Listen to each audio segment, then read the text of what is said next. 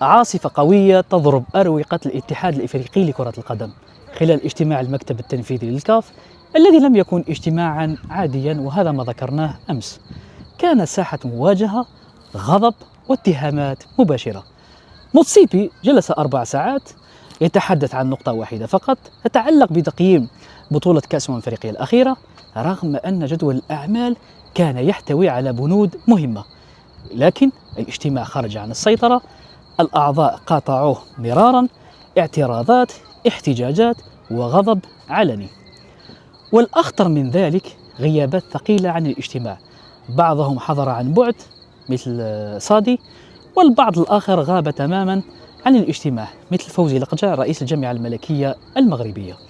حتى الأمين العام للكاف اللي هو فيرون موسينغو أومبا لم يحضر، وتم تفسير غيابه على أنه هروب من المواجهة. أما صدمة الاجتماع الكبرى فجاءت من رئيس لجنة الحكام. تخيلوا معي، اعترف أنه لا يعرف أغلب الحكام الذين شاركوا في البطولة، بل والأغرب من ذلك قال أن لاعبي السنغال كان يجب إنذارهم جميعا بعد عودتهم لأرضية الملعب في النهائي، لكن تم إعطاء تعليمات بعدم القيام بذلك حتى لا تتوقف المباراة. اعتراف صادم هز القاعة، ولم يتوقف الأمر هنا. تم توجيه اللوم لرئيس لجنة الحكام بسبب تعيين نفس حكام مباراة الافتتاح لإدارة النهائي، قرار اعتبره الأعضاء كارثة تنظيمية. حتى صمويل إيتو تدخل في الاجتماع واشتكى من العقوبة التي تعرض لها، وتعيينات جديدة في مناصب حساسة تمت دون استشارة الأعضاء، مما زاد الاحتقان خلال الاجتماع.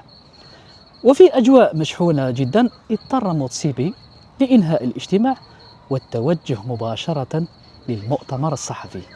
السؤال الآن، هل نحن أمام بداية ثورة داخل الاتحاد الإفريقي أم مجرد عاصفة وتمر؟ الأيام القادمة ستكون حاسمة، والكرة الإفريقية أمام مفترق الطرق. سلام.